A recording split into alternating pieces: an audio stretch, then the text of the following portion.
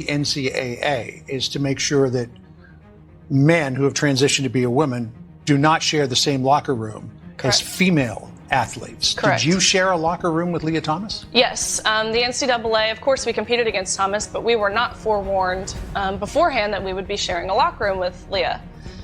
We did not give our consent. They did not ask for our consent, but in that locker room, we turned around and there's a 6'4" biological man dropping his pants and watching us undress, and we're exposed to male genitalia. And so that, because to me, he hasn't had surgery, gender-affirming surgery. correct, at the time, correct. And so, Nigga, what? This is what happens when women promote men to be feminine. See, they're promoting you to be feminine so they can control you. So it's 100% guarantee that you don't hurt them. So after promoting men to be weak and then men became feminine, they utilized the weak men to push their own agendas. As long as they had weak men supporting them, then the feminist movement was able to grow. The Me Too movement was able to grow. But over time, that starts to evolve emotionally. And now you have men who actually want to be women. And the women don't like that part. See, they want you to be feminine. They want you to act like they're a woman whenever they can control you. But when you become a full-blown woman, they kind of don't want you to go that far because now you're taken away from them. They liked it when you're only pushing their agendas. that to me was worse than the competition piece.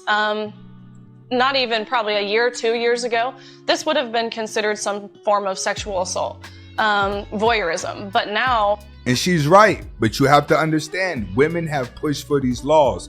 Women have pushed for equal rights, but in the process of fighting for equal rights, you made it equal for everything across the board, which is why it's looking like the world is in a free fall and that anything goes. Everything that's bad is considered good and everything that's good is considered bad. What women don't understand is if you want to prevent these laws with transgenders, you have to understand you're going to reverse a lot of laws that you fought for because you use trans, you use the LGBT community to push your agenda in order to get the rights that you want. But in that process, you'll rearrange the condition of men because you needed them to be weak in order to create a feminine universe. Not even are they just allowing it to happen, it's almost as if these large organizations are encouraging it to happen. Of course, after our NCAA championships, the NCAA then nominated Thomas for NCAA Woman of the Year.